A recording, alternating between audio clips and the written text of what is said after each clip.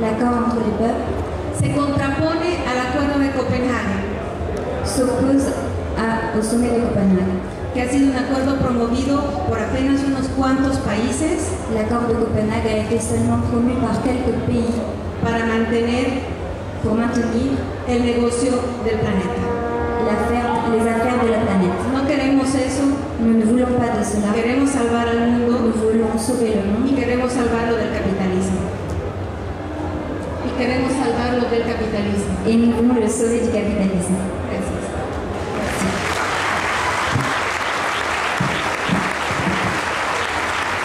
Merci.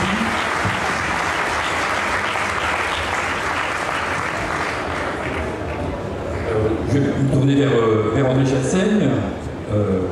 Je salue Madame Danielle Mitterrand qui a réussi à nous rejoindre malgré les embouteillages. André Chassaigne, donc, vous publiez en avant-première à la Fête de l'Humanité un livre qui s'appelle Pour une terre commune, un livre que on a eu la chance de lire à l'Humanité en avant-première et qui on pourrait résumer comme une critique marxiste, communiste du capitalisme vert. Alors en lisant votre livre, il y a une grosse surprise qui attend le lecteur, c'est cette invitation que vous faites à vos camarades notamment de s'interroger sur le productivisme et de le remettre en cause. Donc j'aimerais que vous nous dites un peu qu'est-ce qui vous a emmené à ce choix-là, à cette proposition-là, et puis ensuite que vous nous précisiez ce que vous entendiez par terre commune, parce que vous opposez cette idée-là à un des traits déterminants du capitalisme vert, c'est-à-dire celle de la privatisation du vivant et de l'environnement. Donc j'aimerais que vous leviez le voile un peu en avant-première pour les spectateurs de la Fête de l'Humanité sur ce que c'est que cette terre commune. Merci. Bien, merci. Je ne vais pas répondre à toutes les questions, je vais essayer peut-être de souligner quelques idées sur le livre, et je dirais, c'est d'ailleurs le titre du premier chapitre du livre, c'est un cheminement. Parce qu'en ce qui me concerne, sur les questions environnementales, et je ne crois pas que ça m'est réservé, mais je pense que pour beaucoup de militants et d'élus communistes, on est à la même enseigne. Il s'agit bien d'un cheminement avec une prise de conscience des questions environnementales. Alors on pourra toujours trouver des textes qui datent d'il y a 10 ans, 20 ans, 30 ans, voire plus, voire quelques citations de Karl Marx, puisque j'en ai mis dans mon ouvrage, mais je crois que fondamentalement, il faut quand même qu'on se pose une question, c'est la question de ce que l'on veut comme mode de développement, et que ce mode de développement, on n'en est plus cette appréciation, je dirais, mécanique que l'on a eue depuis des décennies, mais que ce mode de développement, on le réfléchisse en tenant compte non pas de l'immédiat, mais en tenant compte du devenir de la planète. Ce qui me fait dire que certains mots tabous, il faut les prendre à bras-le-corps. J'ai pris, c'est vrai, enfin à bras-le-corps, j'ai essayé, avec modestie, d'aborder la question du productivisme. Parce que c'est vrai, qu'est-ce qu'on a dit pendant des années? Pour nous, le productivisme, c'était notre héritage scientiste, si on peut dire. On n'employait pas forcément le productivisme, mais qu'est-ce qu'on disait? On disait le développement des sciences et des techniques, mécaniquement, j'allais dire automatiquement, sans même qu'on puisse se poser la question sur l'impact sur les individus, sur le bonheur même des individus, sur le devenir de la planète, ça devait apporter le bien-être à tous. On a toujours eu cette approche-là. Et moi je me dis qu'il faut bien, en dehors de l'interpellation du capitalisme qu'on a raison de poser, il faut bien aussi se poser la question beaucoup plus largement dans quelques systèmes économiques que l'on adopte, la question du type de production Parce qu'on ne peut pas régler les problèmes sans aborder les questions du type de production. Quand je dis ça, j'aborde aussi les questions de décroissance sans être... Je ne suis pas un péniouille des mots. J'essaie à partir des concepts, des idées qui peuvent être développées, ce qui peut aller dans le bon sens. Donc je ne vais pas dire que c'est la décroissance en tant que tel point. Mais je dis que sans aucun doute, on peut avoir les idées, que je peux avoir les idées communistes.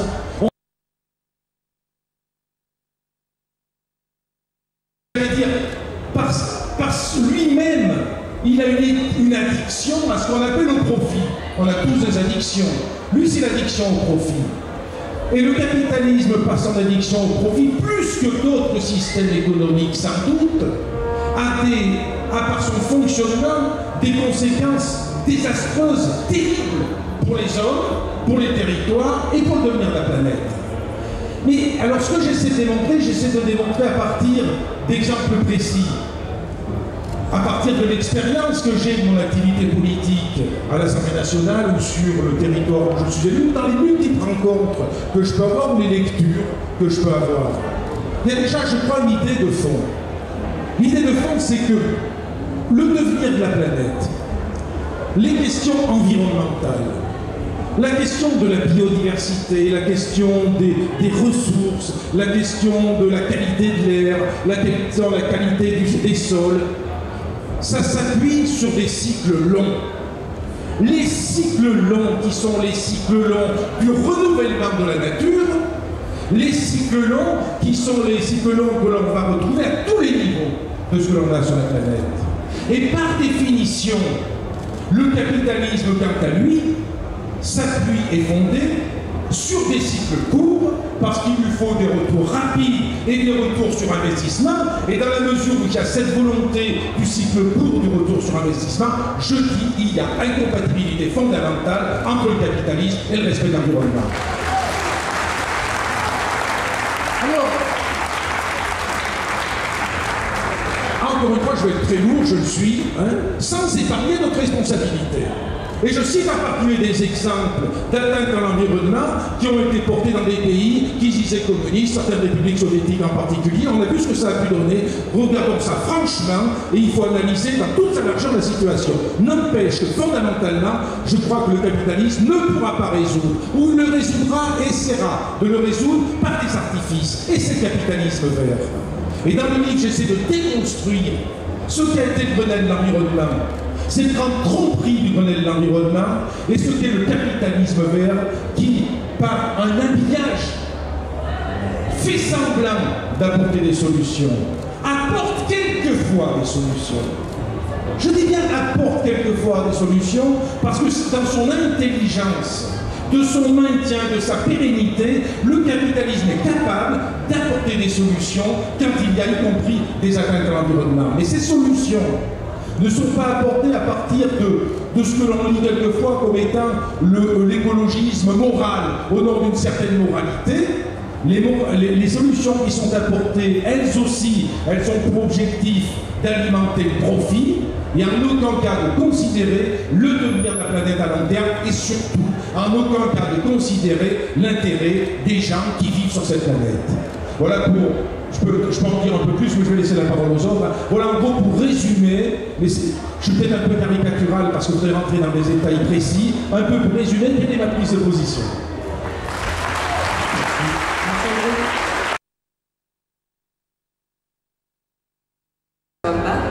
Et aussi sur le tribunal de justice climatique et de la dette climatique.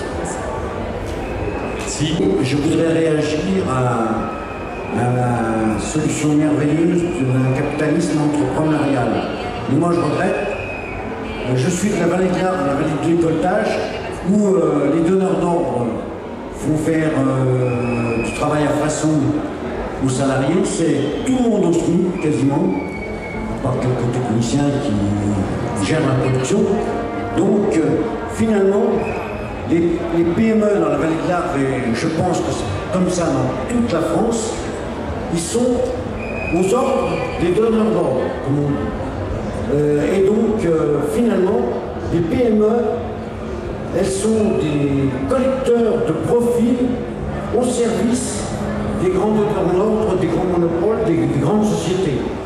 Et finalement, on ne sort pas du système. On est toujours dans le système du profit qui est aspiré par les PME pour le bien, pour la croissance financière des grands groupes.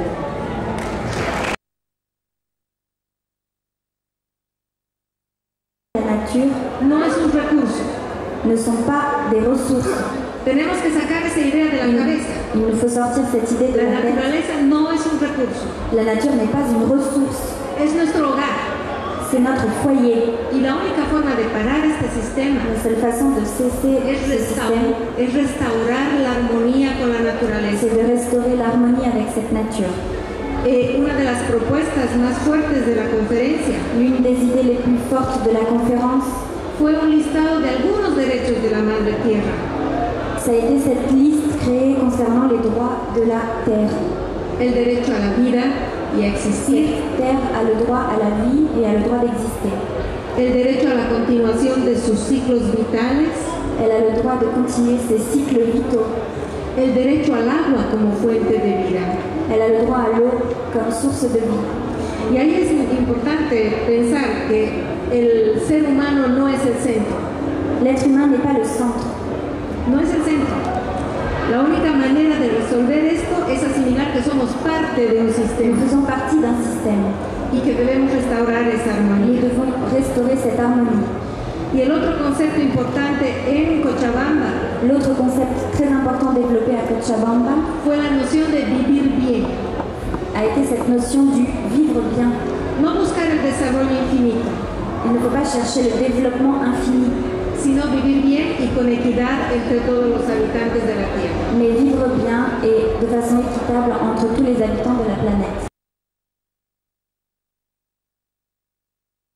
Sur la question qui a été posée sur les taxes, sur le fait que la politique des prix, je crois que ça révèle une volonté du gouvernement actuel et du capitalisme de déplacer la responsabilité des questions environnementales vers la responsabilité individuelle de tout un chacun pour épargner ceux qui portent la responsabilité fondamentale. Ça, je crois qu'il faut bien prendre conscience de ça. Quand la taxe carbone, qui avait d'ailleurs l'adhésion de beaucoup, y compris de certains sans doute qui sont ici, les questions des bonus-malus et bien d'autres questions consistent à dire c'est le particulier, c'est le consommateur en bout de chaîne qui doit payer. C'est la même question sur toutes les charges qui accompagnent le traitement des déchets ménagers, par exemple. C'est la même question qui concerne le traitement de l'eau avec tous les coûts que ça engendre.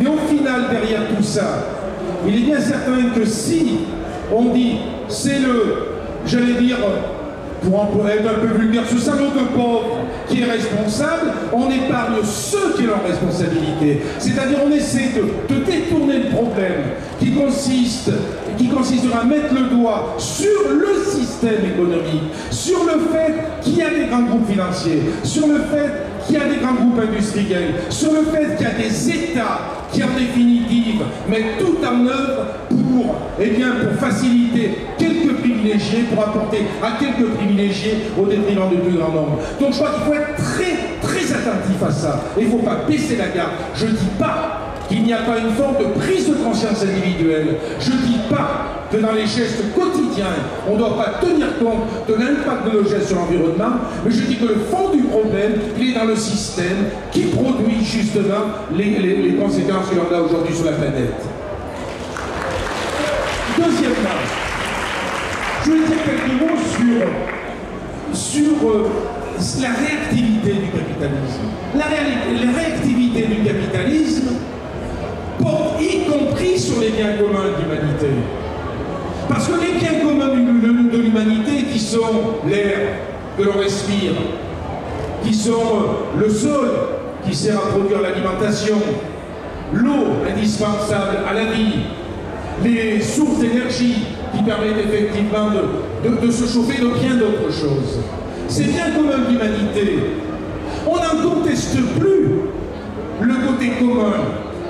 Mais il y a un glissement sémantique, il y a un glissement de vocabulaire qui consiste non plus à parler des biens communs, mais à parler des biens publics. C'est-à-dire on considère que ces biens-là, certes, ils sont indispensables à l'humanité, mais on considère que justement, c'est la gestion privée de ces biens communs qui deviennent des biens publics qui permettent d'apporter des solutions. Et à partir de là, le capitalisme, lui, dans sa polémique qui n'a pas de limite, considère que justement ces biens communs peuvent être source de profit. Et c'est pour cette raison qu'on donne un prix à tout. C'est pour cette raison qu'on donne un prix à l'air non pollué.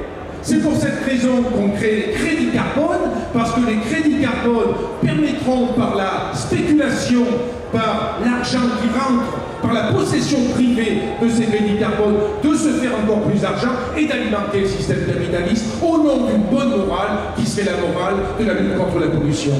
Et ça permettrait même, par la délocalisation, de justifier l'implantation délocalisée d'entreprises polluantes, parce que dans tel ou tel pays, on installera des entreprises polluantes parce qu'à côté, il y aura des forêts dont l'estimation sera estimée en termes de puits de carbone. On justifiera d'un côté la production délocalisée et la pollution en se donnant peu de conscience en disant on maintient la forêt parce que la forêt c'est un puits de carbone. Et cette approche-là, elle va jusqu'à la biodiversité aujourd'hui. On lit c'est relativement récent, tout est évalué, y compris en biodiversité. C'est-à-dire que, y compris la biodiversité, on va y donner un prix. Non pas, on pourrait estimer que ça a un prix, les abeilles. C'est vrai que ça a un prix, ça a été fait, il y a eu des recherches là-dessus, en termes de biodiversité. L'apport de l'abeille dans sa pollinisation est 100 fois, 1000 fois supérieur à l'apport financier du miel et de l'envin. On peut comprendre ça à terme, au niveau intellectuel, pour bien comprendre l'importance. Mais le problème, c'est que le capitalisme, là aussi, dans sa boulimie, donne un prix à tout ce qui touche à conserver la biodiversité, parce qu'on veut en faire un objet de rentabilité et un objet de spéculation. Et je crois que tout ça, il faut bien le comprendre. Et là, la réponse par rapport à ça, pour pas être long, la réponse par rapport à ça, c'est, moi j'en vois beaucoup, j'essaie de les développer, mais je vais en souligner deux qui sont importants. Il y a une première réponse, on n'en a pas beaucoup parlé, il y a eu quelques allusions dessus, c'est redonner le pouvoir à ceux qui doivent avoir le pouvoir. Parce qu'y compris les questions environnementales, on en fait une affaire de spécialistes des politiques comme moi, des syndicalistes, des spécialistes de l'environnement, ceux des intellectuels, des syndicats des partis politiques.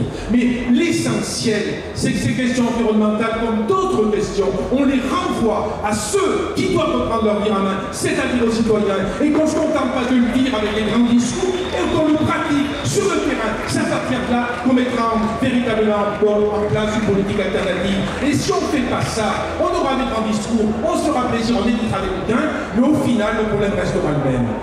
Et la deuxième chose que je vais dire, c'est que les questions des biens communs, la réponse doit être une réponse mondiale. On ne va pas résoudre le problème de l'eau, de l'air, des ressources d'énergie, s'il n'y a pas une appropriation mondiale, s'il n'y a pas véritablement, comme c'est notamment voulu par beaucoup de pays d'Amérique du Sud, et je salue l'action qui est conduite, qu'au niveau mondial, on prenne les choses en main et qu'on considère que les biens communs, ils doivent être gérés par l'ensemble de la communauté mondiale et par les peuples, et non pas laissés à l'argent. Merci beaucoup, André. On va s'arrêter là pour cette table ronde, on a déjà pris pas mal de retard. Juste un mot pour signaler, à propos de la campagne des ports Bordeaux, on parlait d'Anne Mitterrand tout à l'heure, cette campagne qui consiste à acheter cette petite bouteille qu'on appelle une feuille d'eau qui à l'eau du robinet. C'est 5 €, ces 5 € servent à financer toutes les actions en faveur de l'accès à l'eau. La campagne, vous pouvez trouver des renseignements et puis participer à cette campagne. Ça va bien. On est bien content d'être là. Oui. Ouais. C'est magnifique.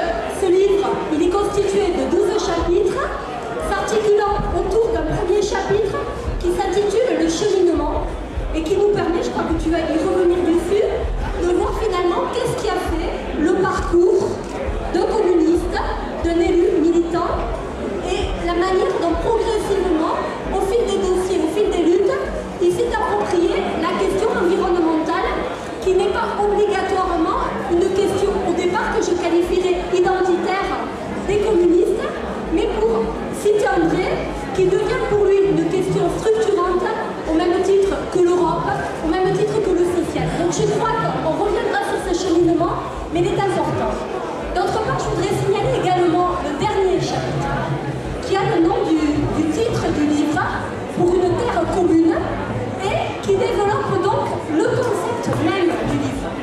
C'est-à-dire que face au capitalisme et face au risque réel d'en finir avec l'espèce humaine, eh bien, il est besoin d'une réappropriation collective de notre terre, c'est-à-dire ce qu'on a en commun, la terre.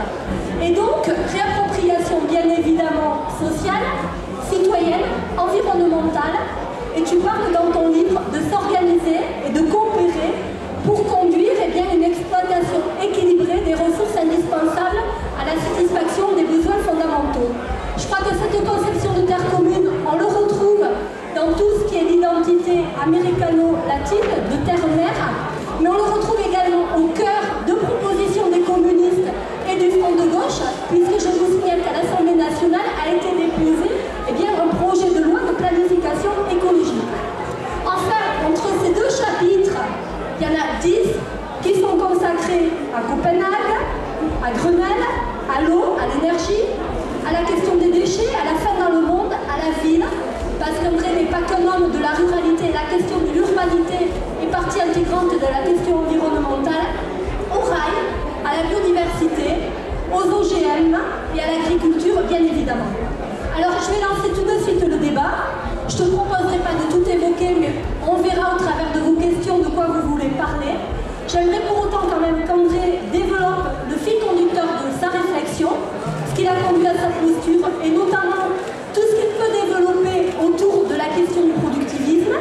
J'aimerais également qu'il développe tout le fil de ce qu'il appelle la dérive démocratique de l'esprit Grenelle, c'est-à-dire cette manière particulière que les tenants du libéralisme et le pouvoir en place ont de traiter la question de l'écologie, finalement pour peser dans un rapport capitalistique du sujet. Je crois que c'est bien d'en parler un petit peu.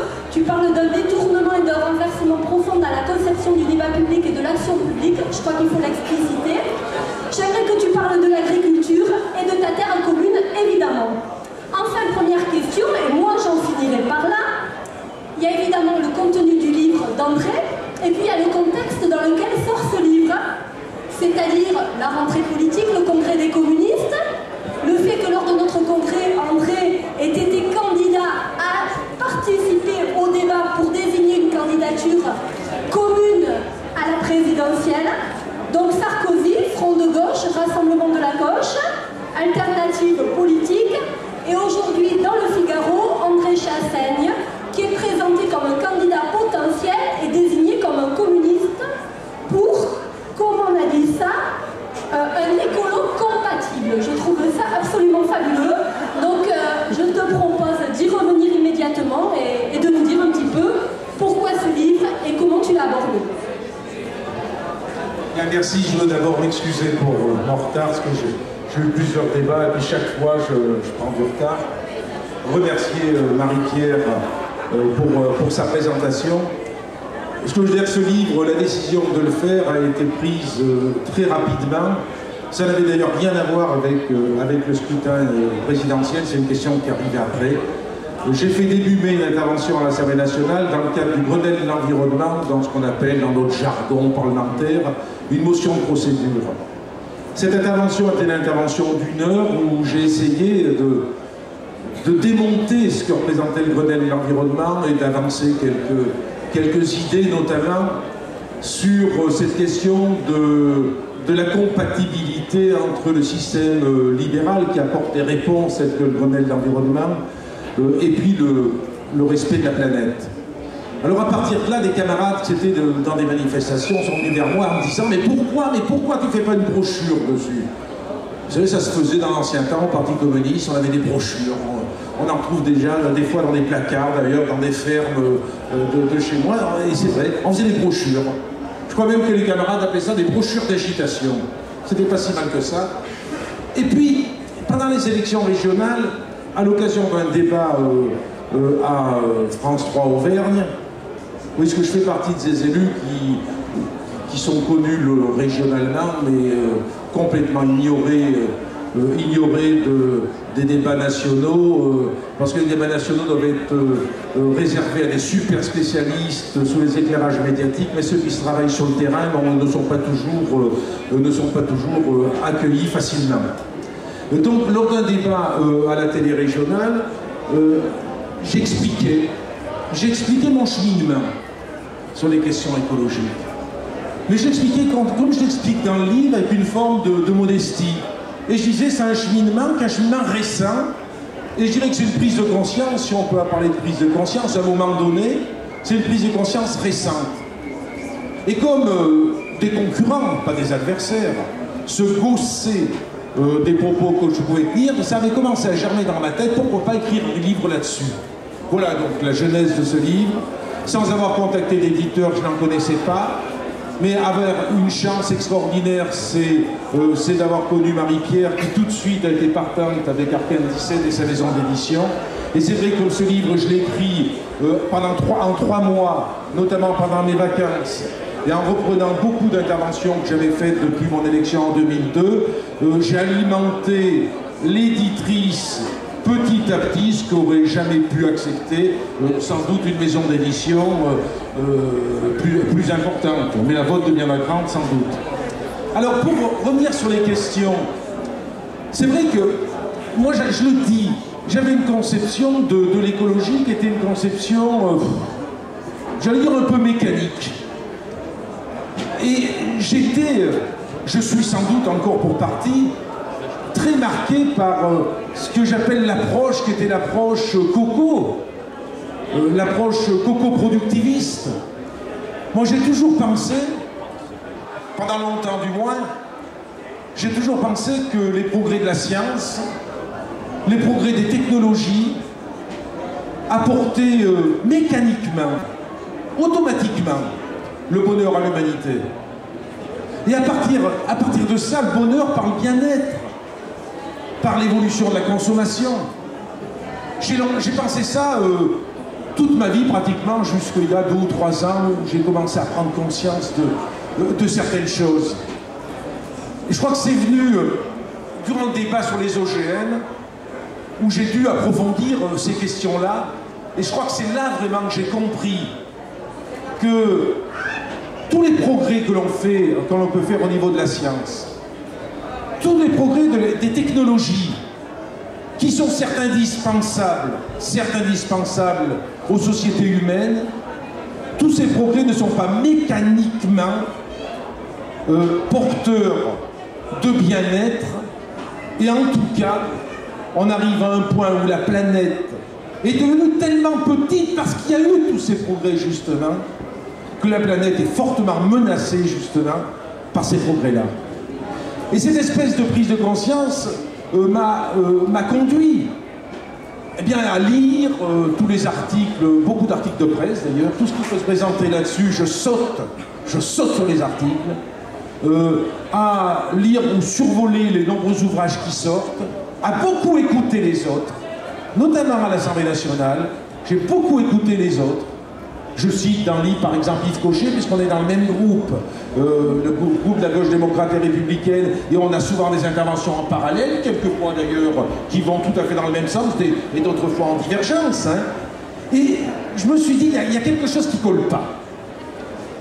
Pourquoi nous, les cocos, on aurait un blocage sémantique sur des mots tels que productivisme ou tels que décroissance? Moi-même, il y a 3 ou 4 ans, quand on parlait de la décroissance, j'étais comme une vierge effarouchée, je sautais dessus en disant mais comment on peut parler de décroissance? Et le productivisme, j'en avais une conception qui était encore la conception que je viens de décrire, bien sûr un productivisme raisonné. Et ce que j'ai essayé d'abord de faire passer comme premier message dans ce livre, là aussi,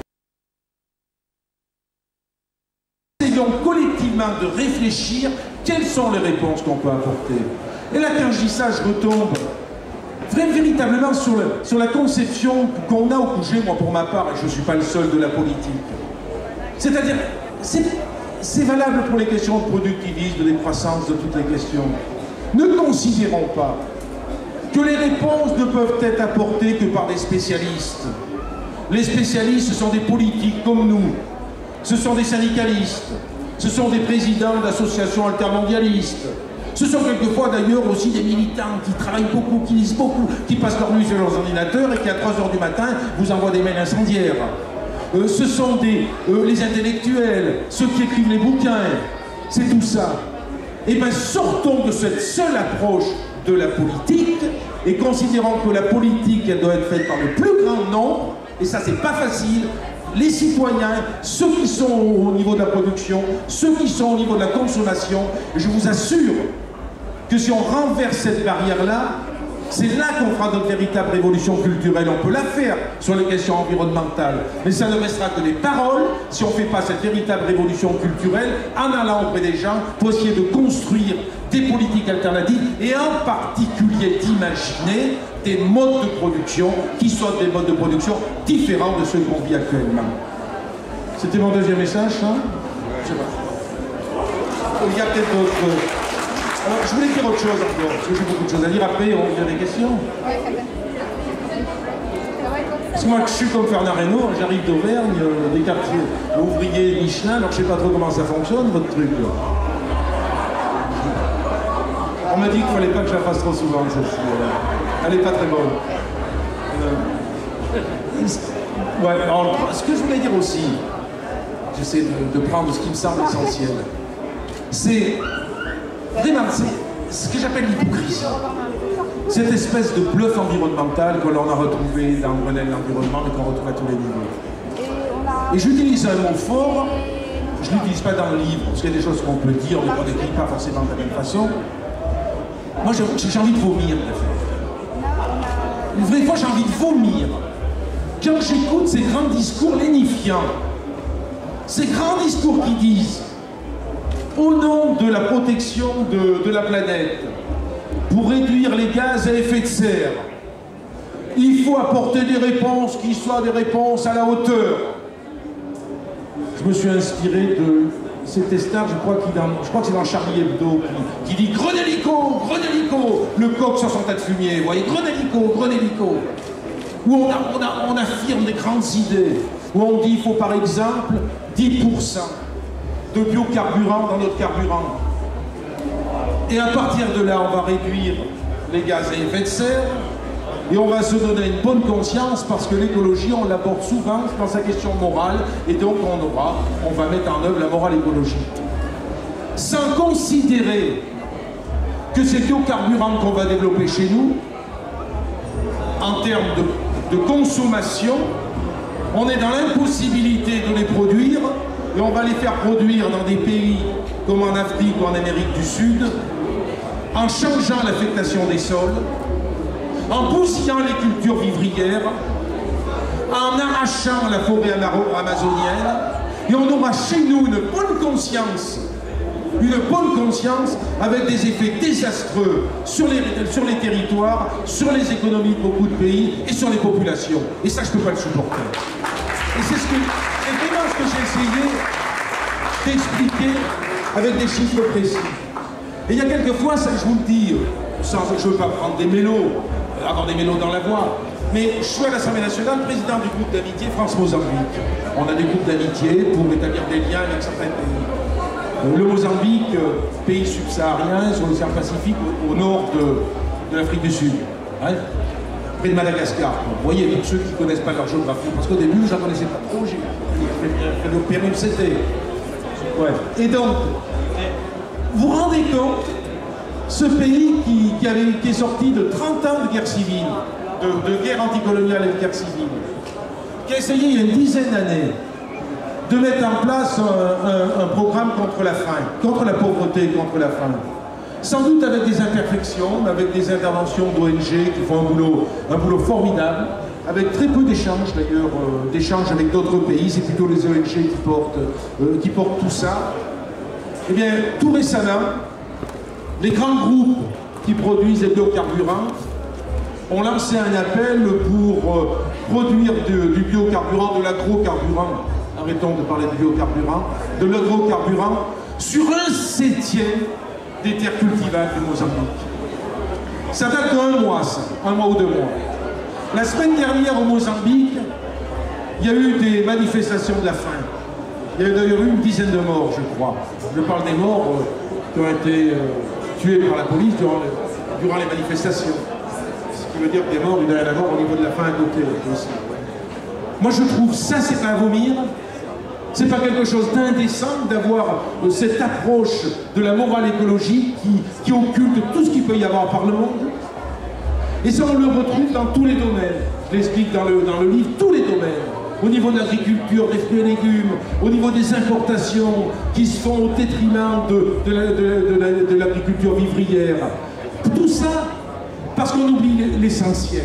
Et c'est le dernier chapitre du livre, on oublie l'essentiel. C'est qu'il y a une valeur à préserver. C'est la valeur des biens communs de l'humanité. Et le fond du débat, du combat que l'on doit conduire, le fond du combat, c'est le combat pour les biens communs de l'humanité. C'est faire que sur cette planète, il y ait ces biens communs que sont le sol pour l'alimentation des hommes, les ressources du sous-sol, les sources d'énergie pour produire l'énergie des hommes.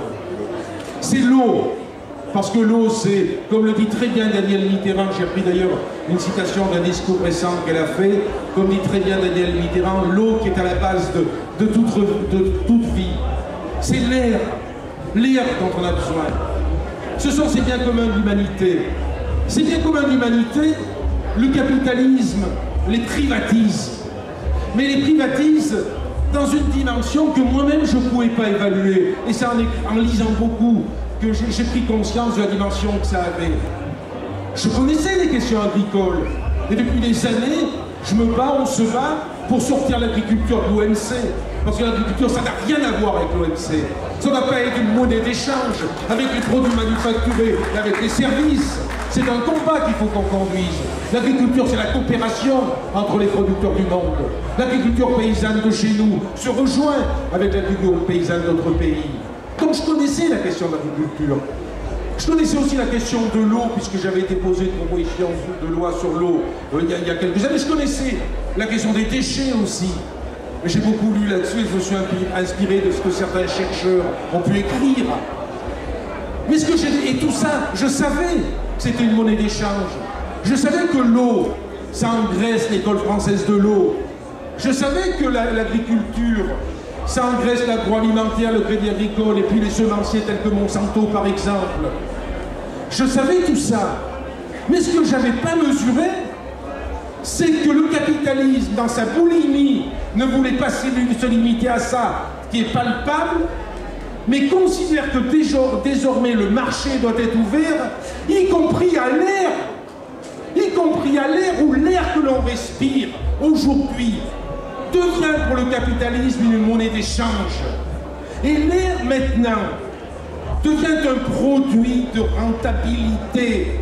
Les crédits carbone, c'est exactement ça.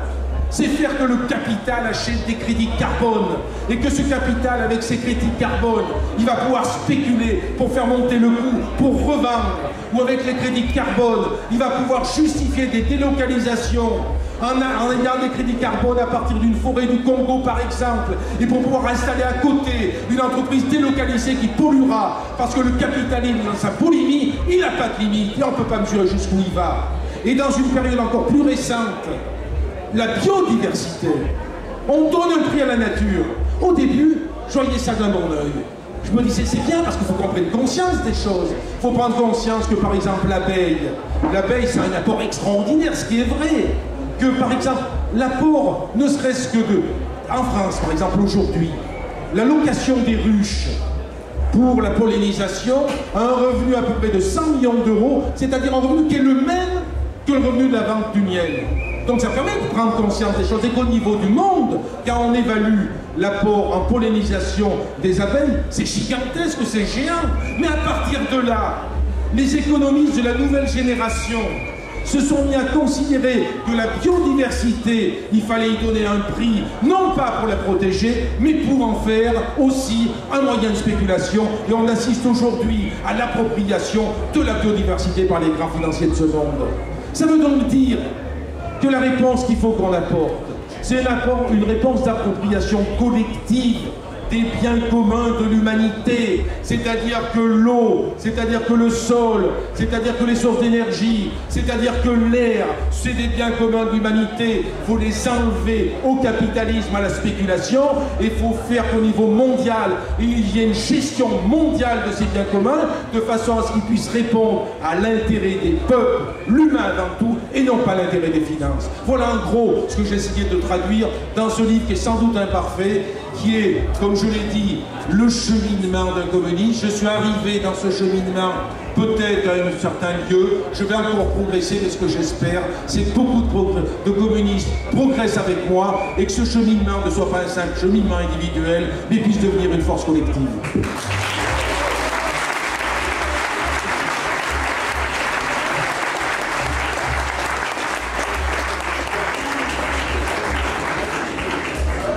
Même si je connais bien André Chassaigne, c'est toujours compliqué de prendre la parole après lui. Après son brillant exposé, il est toujours trop timide sur son apport. Non, plus sérieusement, je pense que le livre d'André est un véritable apport communiste aux enjeux actuels de la préservation de la planète, des enjeux environnementaux et des questions écologiques, pardon. Et ça va aider l'ensemble de la société, et parmi cela les communistes, à prendre ces questions-là à bras-le-corps. Alors, je n'ai pas envie de polémiquer avec André, j'ai quand même envie de dire que, voilà, mon appréciation des choses en tant qu'animateur national de cette question-là au sein du parti, c'est que oui, les communistes et le parti ne sont pas à la hauteur de leur implication et de leur engagement politique sur cette question-là. Par contre, j'ai une appréciation plutôt positive de l'engagement de nos élus sur le terrain, dans leur collectivité, dans leur commune. Moi, j'ai été président du Conseil général de la Seine-Saint-Denis, où on pourrait prendre l'exemple du Val-de-Marne. Vous pouvez d'ailleurs aller voir leur stand sur la fête, où ils montrent leur action en faveur de l'eau, par exemple, depuis maintenant des décennies. Et que ce soit un maire communiste d'une petite commune ou d'une grande collectivité, nous avons souvent été innovants. Et moi, ce que je regrette dans cette affaire-là, c'est que le parti ne se soit pas emparé, que les élus communistes n'aient pas pris en compte sur le terrain politique leurs actes de gestion pour en faire des éléments du projet communiste d'aujourd'hui. Ça, oui, c'est un énorme regret, constat, qui est convergent avec la prise de conscience qu'André nous présente dans son ouvrage. Ce que j'ai envie de dire, c'est que la raison d'affirmer et de mettre en accusation, je reprends ces termes, de mettre en cause l'illusion écologique libérale, de considérer que le capitalisme n'est pas écolo-compatible. Je crois qu'on l'a vu cet été. Si vous avez lu la presse sur la marée noire de BP, mais c'est particulièrement probant. Il faut relever les propos des dirigeants de BP au sujet de la marée noire, qui est une marée noire dont l'étendue n'a jamais été connue sur la planète. Et ils ont tourné cela à la dérision en permanence, alors qu'on sait que c'est la société qui est responsable des raisons de l'étendue de la marée noire dans le golfe du Mexique. Et ils ont tenu des propos en minorant au maximum, en disant que l'océan serait capable d'absorber cette pollution de façon tout à fait naturelle. Il faut savoir que le système d'extraction pétrolière aujourd'hui consacre plus d'argent sur les recherches de lieux où on peut extraire du pétrole que de moyens à mettre pour prévenir les accidents et la prévention des salariés qui travaillent sur les plateformes. Donc oui, il faut dénoncer ce système, comme le dit André, qui fait de toute richesse, de toute ressource naturelle, une richesse financière. Mais moi je suis un peu, je veux le dire, un petit peu catastrophé, un petit peu énervé quand même, qu'on ne parle pas plus de ce qui s'est passé aussi durant cet été. Le Pakistan, ça a été terrible. C'est des centaines de milliers de champs qui aujourd'hui sont privés d'habitat, qui sont morts. C'est l'Inde, c'est les forêts de Russie qui ont été en feu durant l'été, c'est la Chine. Il est trop tôt pour dire que c'est le réchauffement climatique qui peut être la cause de ces catastrophes. Mais c'est une cause qu'il ne faut pas exclure. Donc laissons les scientifiques faire, mais prenons bien conscience quand même que notre planète est terriblement malade, que ces hommes et ces femmes qui subissent les fléaux de la nature sont dépourvus de tout, que c'est des risques d'insécurité, des risques de guerre. Prenons la question du blé en Russie et la spéculation qui s'organise. Ça veut dire que demain le prix de la baguette en France peut augmenter, mais que c'est peut-être dans d'autres pays qui souffrent d'alimentation des causes beaucoup plus graves pour la vie sociale de nos concitoyens. De la justice environnementale, cause commune, nous ne pouvons pas concevoir un autre mode de développement, et je rajouterai, André, je pense qu'il faut qu'on dise un autre mode de consommation, parce que individuellement, je pense que nous avons pris conscience, nous faisons plus attention à ce que nous faisons. Mais on voit bien que ça ne suffit pas à résoudre les problèmes écologiques et environnementaux auxquels on est confronté. Donc, il faut bien changer le mode de production, mais aussi de consommation.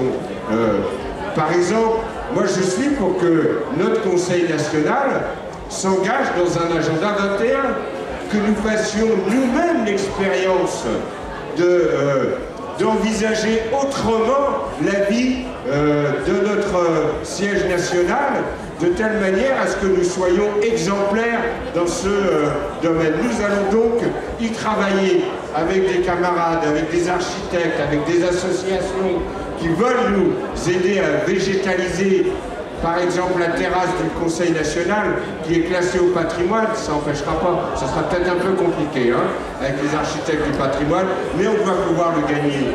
Et puis, peut-être qu'on y reviendra, mais on a deux grands chantiers devant nous d'actualité. André, c'est le nouveau sommet sur le climat au Mexique en décembre, et puis la bataille sur l'eau en 2012 à Marseille, où la France va accueillir le sommet mondial de l'eau.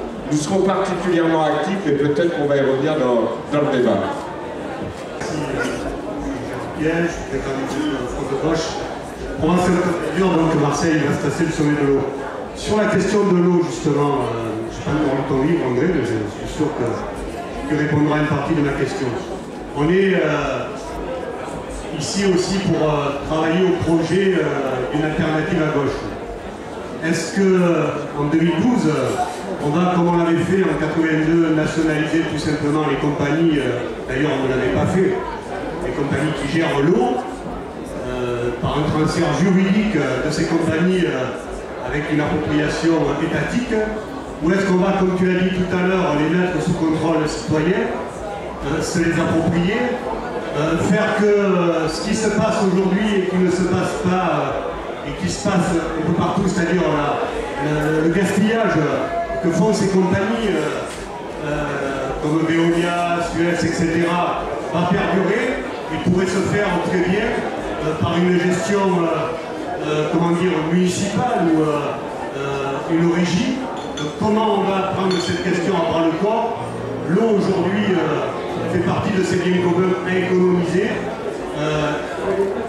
Comment on va se l'approprier tout simplement? Je sais bien que c'est pas au niveau de la production, puisqu'elle est connue. La Bolivie a fait voter un texte de loi pour que l'eau soit bien nationale. Et la Bolivie a recueilli 122 voix et aucune voix contre. Par contre, les États-Unis, le Canada, l'Angleterre et d'autres pays se sont abstenus. Je voulais quand même le rappeler. Je suis un militant d'une association qui s'appelle Trièvre Compostage dans la région de Grenoble, c'est dans le Vercors. Eh bien, on s'est aperçu que les amis, les alliés, les camarades de gauche restent sur le schéma, dans l'ensemble bien sûr, en général, sur le schéma productiviste. Parce que c'est leur formation, c'est leur culture, leur éducation, et aussi que certains sous-traiter. Il y a des élus qui travaillent comme avec des entreprises qui sont connues et qui sont entrées dans le développement durable par opportunisme financier, ni plus ni moins. C'est-à-dire qu'ils sont payés par l'argent du contribuable pour prélever tout ce qui est trié d'une manière sélective, et on s'est aperçu que ces entreprises jetaient cela, qu'elles sous-traitaient à son tour, et c'était incinéré, alors que dans l'esprit écologiste, ça doit créer de nouveaux emplois, on doit récupérer, on ne doit plus consommer et produire, comme le disait si bien le camarade, comme avant, comme s'il n'y avait pas de crise. Et là, il y a un risque, il y a un danger, il faut être vigilant et savoir que donc c'est l'avenir, on peut pas, c'est incontournable, on ne peut pas faire autrement, et ça doit passer par nous tous, par des petites choses, des petites actions, et c'est avant tout pédagogique. Donc comment, dans les petites tâches, dans les petits gestes, chacun de nous doit travailler, et ça c'est un travail de longue haleine.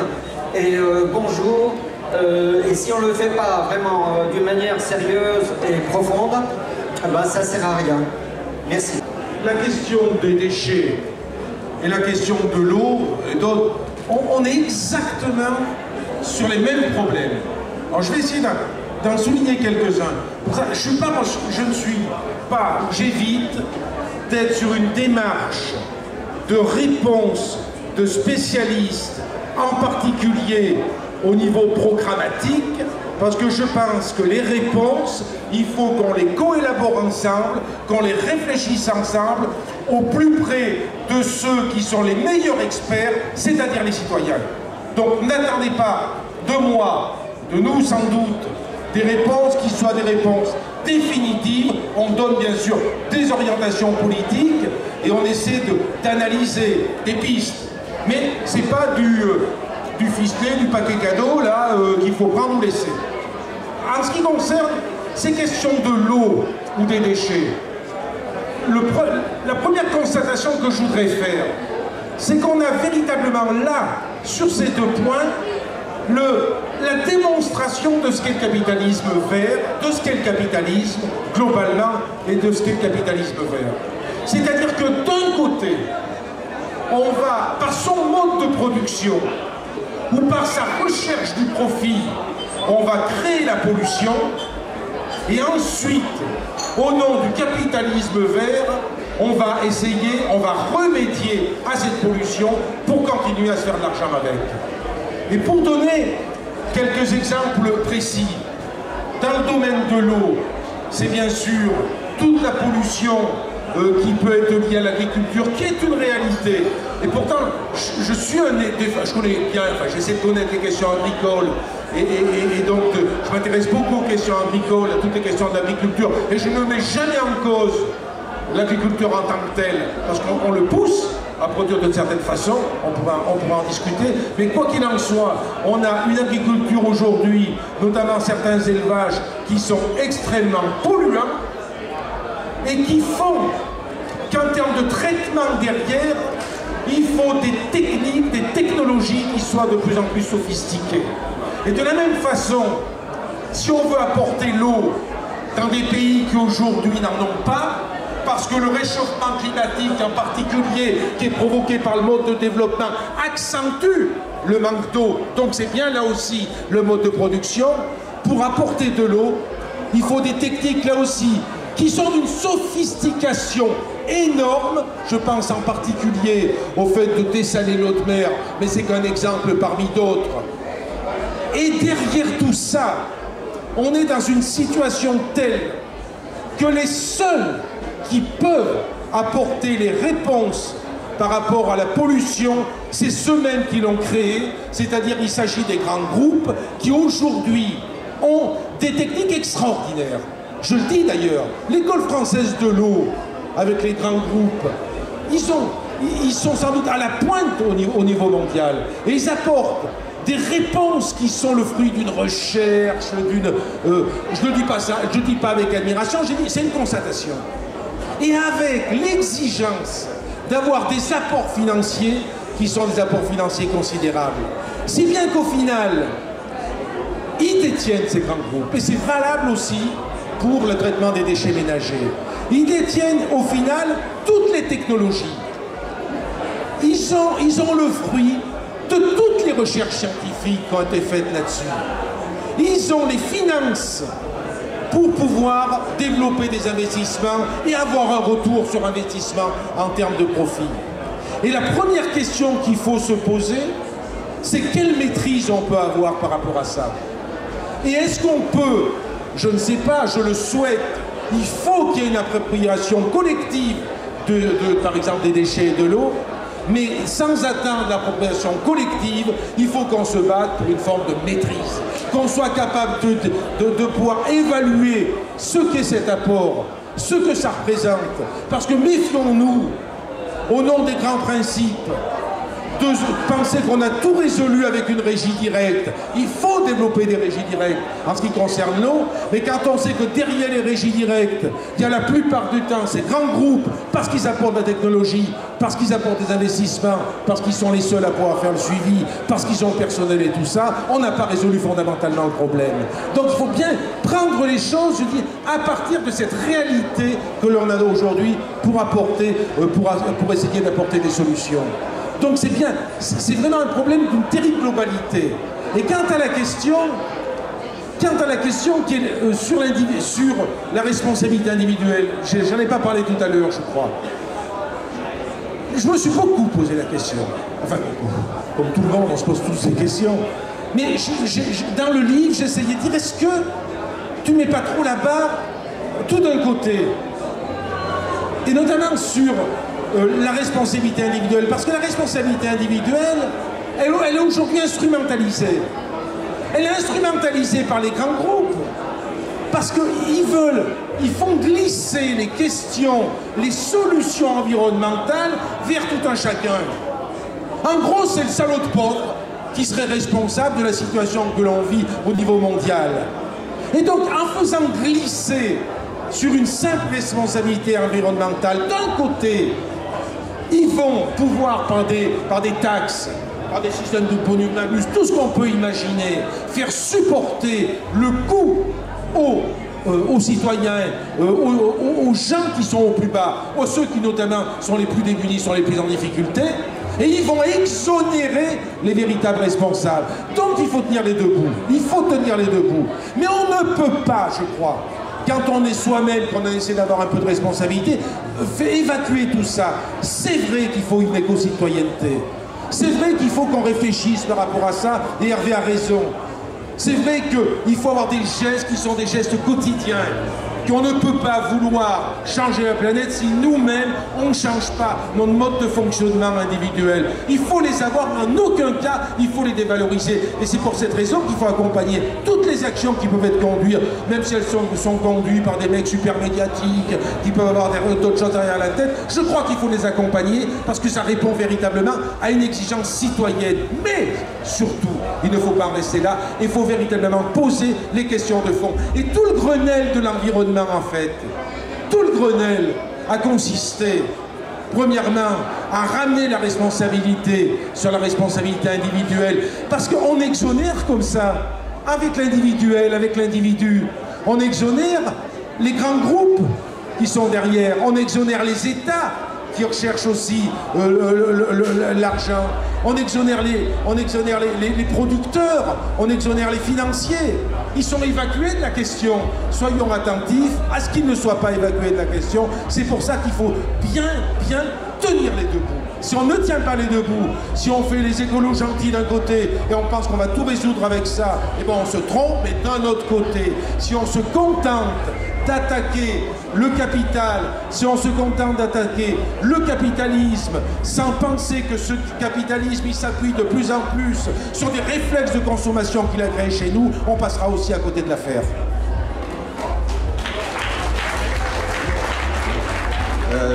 Simplement sur l'eau, dire où en est le Parti communiste, parce que la question elle était assez précise, est-ce qu'il fallait revenir à la régie publique ou pas?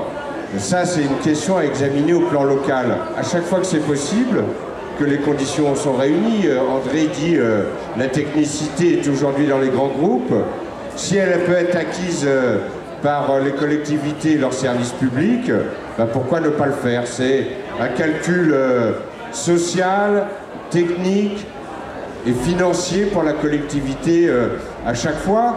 Mais plus fondamentalement, nous pensons que cela ne sera possible à grande échelle qu'en créant un grand service public national de l'eau qui sera une structure qui pourra véritablement, avec des fonctionnaires, accompagner les collectivités locales, nos industries, nos entreprises à gérer de façon économe la ressource naturelle et à la rejeter dans le milieu naturel, parce que quand même on en consomme tous, on salit tous de l'eau, et donc à rejeter de l'eau la plus propre possible dans le milieu naturel. Je voudrais souligner quand même que l'action du SIAP, qui est le plus grand syndicat d'assainissement européen, qui est celui qui concerne la région parisienne, mène dans ce domaine, et c'est un président communiste qui le gère actuellement, ça regroupe tous les élus départementaux, aujourd'hui mène une action très importante avec des normes européennes renforcées, mais que l'action du SIAP a permis de retrouver des poissons dans la Seine qui avaient disparu il y a 15 à 20 ans. Aujourd'hui, les pêcheurs reprennent de l'activité sur les bords de la Seine. C'est dire aussi que j'entends le discours de André sur les technologies. C'est vrai qu'il faut absolument les maîtriser, qu'elles ne doivent pas maîtriser le devenir des hommes, mais malgré tout, avec ces techniques aussi de plus en plus naturelles, nous parvenons à rejeter de l'eau propre, aujourd'hui, je le redis, dans le fleuve de la Seine. Je voudrais finir sur un aspect qui me paraît important sur l'eau, parce qu'elle est, encore une fois, ça va être le résultat des élus communistes. Et André est toujours trop modeste pour ne pas en parler. Il faut savoir que le gouvernement va déposer un projet de loi pour le droit effectif à l'eau, parce qu'il y a la qualité de l'eau, mais il y a aussi la lutte contre les inégalités sociales que je mentionnais tout à l'heure. Or, vous savez que le prix de l'eau en France va du simple au triple.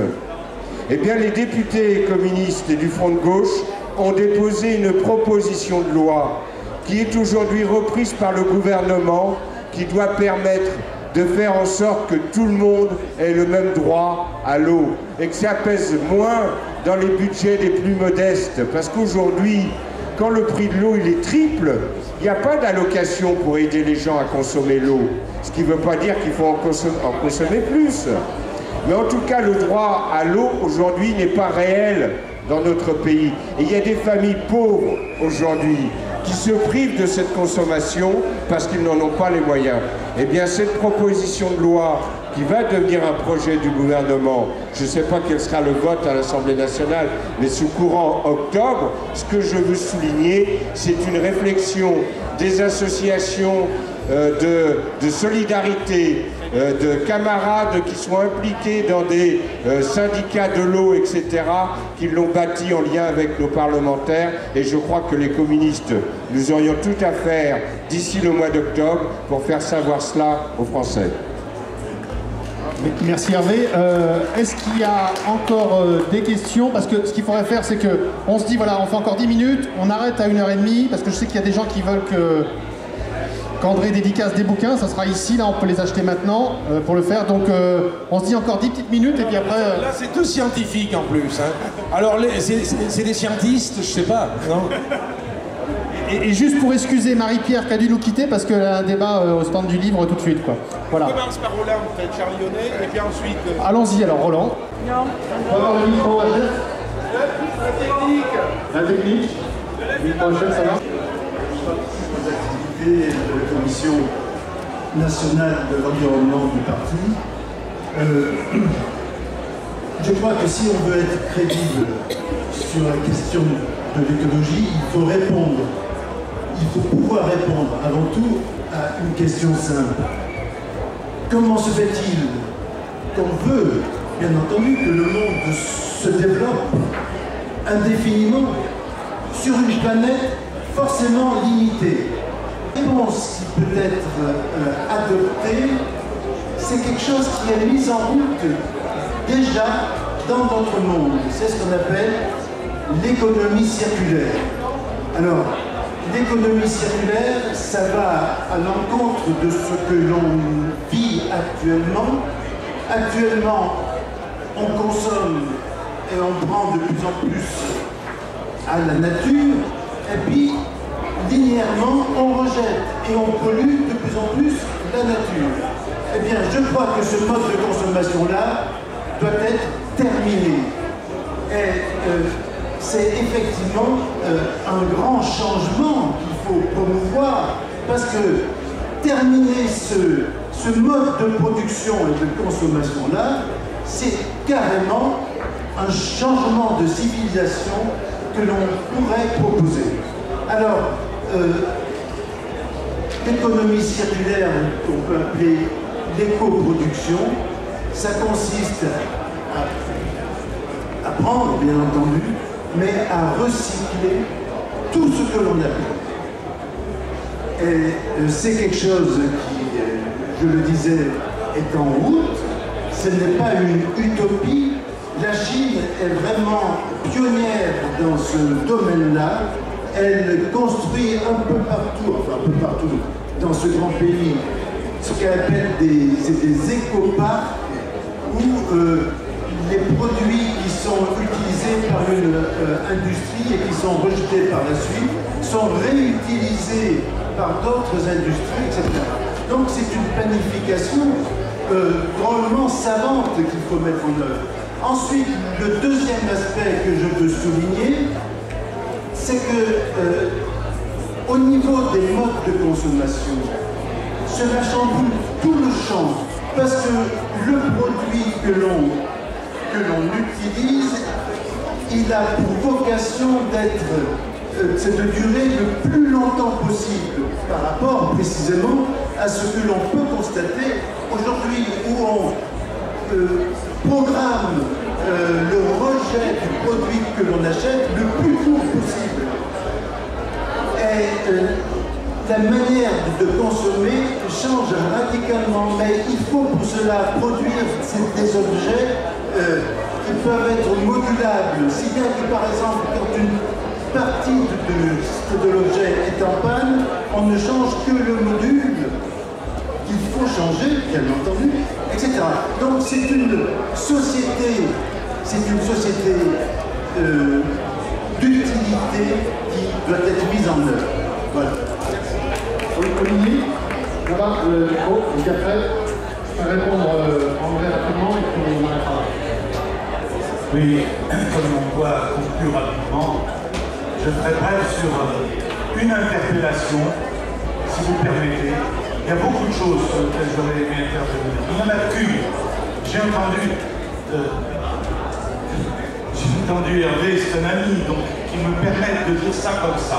Je l'ai entendu dire ça, je saute au plafond. Il a dit, les scientifiques disent ça, laissons-les faire, laissons-les dire. C'est quoi ça? André dit, les meilleurs experts, c'est les citoyens. Oui, je suis d'accord avec ça. Sans aucune réserve et sans aucune. Mais ne laissons pas, ne considérons pas d'un côté les scientifiques comme des espèces de petits hommes verts qui bouillent, on ne sait quoi, et s'ils touchent à rien, au moins ils ne sont pas dangereux, donc on va les mettre dans une espèce de cage, mais ne les sollicitons-les.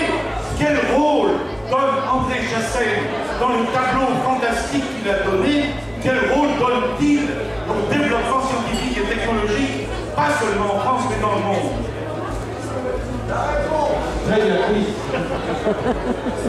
Bon, je voudrais d'abord saluer Roland là, pour ses propos, parce que Roland Charlionnet, je sais pas, je l'ai eu au téléphone au mois de juin, je crois. Au mois de juin, parce que j'avais lu quelque chose qu'il avait écrit, j'avais trouvé ça formidable. La démonstration qu'il faisait de l'éco-conception. Donc je lui ai passé un coup de téléphone sur Paris, il était sur Paris, je pensais, pour lui demander l'autorisation de le citer dans l'ouvrage et pour lui dire, est-ce que tu pourrais relire le chapitre sur les déchets ménagers pour être sûr que je n'ai pas raconté trop de bêtises. Et en fait, je partais en vacances et je m'étais rendu compte, j'ai appris qu'il était en vacances à 15 km de chez moi. Sauf que moi, j'étais dans la même résidence principale et lui, en bon communiste, il était dans sa datcha. Et donc, je voulais te remercier pour l'apport. Je ne l'ai même pas fait tellement que j'étais... donc, je l'ai fait à la fin du livre. Tu fais partie de ceux que je remercie. En tout cas, ta réflexion sur l'éco-conception, c'est extraordinaire. Moi, j'ai beaucoup appris et vraiment, il faut qu'on aille dans cette direction-là. Sur le rapport avec les scientifiques, en aucun cas, c'est bien de demander de le préciser, il s'agit de rejeter le travail des scientifiques, de même d'ailleurs que le travail des ingénieurs, que l'on touche à la recherche fondamentale, à la recherche appliquée, ou au travail d'un ingénieur ou d'un technicien sur la mise en pratique. En aucun cas il s'agit de rejeter ça. Je dirais même mieux, il faut qu'on soit extrêmement attentif aujourd'hui à toute opération qui est conduite pour essayer de déconsidérer en particulier la recherche publique en France, parce que derrière la déconsidération de la recherche publique, il y a des enjeux qui sont extrêmement importants. Il y a en particulier l'enjeu que certains voudraient s'approprier toute la recherche, en la faisant payer d'ailleurs par le citoyen, voudraient s'approprier toute la recherche de façon à ce que la recherche puisse répondre uniquement à des intérêts mercantiles. Et à partir de là, on accuse de tous les maux la recherche publique, parce que la recherche publique, parmi toutes les qualités qu'elle a, elle en a en particulier une qu'il ne faut pas oublier, c'est la possibilité d'expertise publique. Et que si on porte un coup à notre recherche, si on coupe la possibilité notamment de développer la recherche fondamentale au nom de l'approche qu'il y a aujourd'hui du financement de la recherche, c'est demain laisser libre recours à tous les développements qu'on ne contrôlera plus, parce qu'on n'aura plus l'intelligence publique, l'intelligence collective pour pouvoir apporter des limites. Mais derrière, c'est pas d'ailleurs uniquement les grands groupes industriels qui font ça. Il faut le dire. Et je le dis au risque de choquer, il y a aussi aujourd'hui une tentative des grandes ONG que je respecte par ailleurs parce qu'elles ont un rôle important, mais de plus en plus ces grandes ONG qui ont pignon sur rue et qui deviennent le seul interlocuteur des États voudraient aussi avoir seule la possibilité de porter la recherche, et peut-être pas spécialement la recherche, mais l'expertise publique. Or, l'expertise publique, il faut qu'on puisse en avoir la maîtrise, et c'était quelque chose d'extrêmement important. Eh bien, ce que je vous propose donc, c'est qu'on arrête là le débat, en remerciant donc, je dirais, André, mais qui va rester avec nous pour dédicacer. Donc, une gens qui se rapproche du fond du stand, là. Et donc, on a une petite demi-heure à consacrer à ceux qui veulent une petite signature. Merci Hervé. Voilà, et puis... consommer, comme ça nous coûtera moins cher. Ce qui est faux, c'est une idée fausse. Et non, le Vancouver, c'est super important de le dire aussi. C'est des choses qui sont complètement... D'un côté, c'est très très bien, c'est une très bonne chose que les gens ne consomment pas plus. Ils fassent gaffe à leur consommation, mais l'idée fausse, c'est qu'ils paieront toujours la même chose. Ils paieront toujours la même chose, et c'est pas des choses sur lesquelles les gens ont tendance à croire que si ils sont économes et s'ils font gaffe à l'environnement en général, et ben, ils y gagneront aussi niveau pépette, c'est vrai. Et c'est pas la réalité, il y a beaucoup d'aspects sur lesquels c'est une grosse erreur. Enfin, on le voit partout. Dans le domaine de l'eau surtout. Dans l'eau, le gaz aussi, sur tout ce qui est réseau et tout ça, t'as des services, des fixes, des fixes en fait. Et je suis passé sans deviner par des idées qu'on reçoit. Donc chez Fan, il y a un bon discours selon vous. Il y a un bon discours. Ouais. C'est pas que de l'écologie c'est pas que si. Une fois de la pub. En mars, il y a un festival sur l'eau. Je peux pas te dire. On peut savoir comment ça se passait. Bah non, mais enfin, comment c'est de l'intérieur. Non, c'est pas très mal. Ah ouais. Ah ouais. Je sais pas, je me passe un peu sur moi. Ah ouais, mais passionné, c'est méga.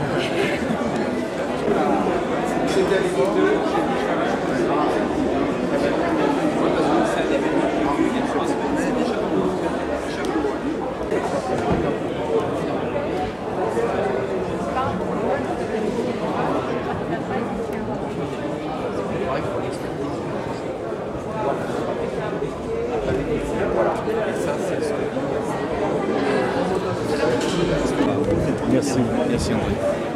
Ah, n'importe quoi, je l'enverrai, toi. Alors, je t'en enverrai un, parce que tous ceux qui m'ont donné un coup de main, donc tu vas recevoir un deuxième.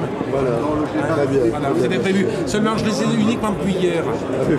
Ils étaient dans la fête que je ne les avais pas touchés, alors j'ai eu une émotion en les touchant. C'est vrai, hein. Donc j'ai pas encore fait les envois de ceux qui m'ont apporté quelque chose. Ok. J'aimerais aussi, parce que je suis à Rouen, et il y a une fête de l'UMA à Rouen, le 20 et 21 novembre. Est-ce qu'on pourrait... Il faudrait voir, faudrait me dire qu'on y regarde dans ça. Alors, avec son agenda, il faut que les copains m'appellent ou m'envoient un mail. Ils ont bien mon mail. Il faut m'envoyer un mail. C'est pour toi ça? C'est pour moi, oui.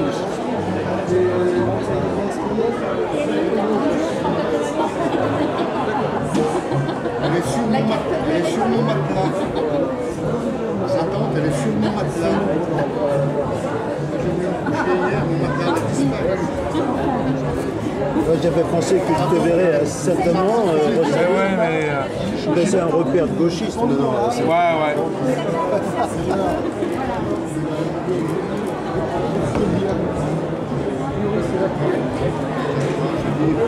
Salut.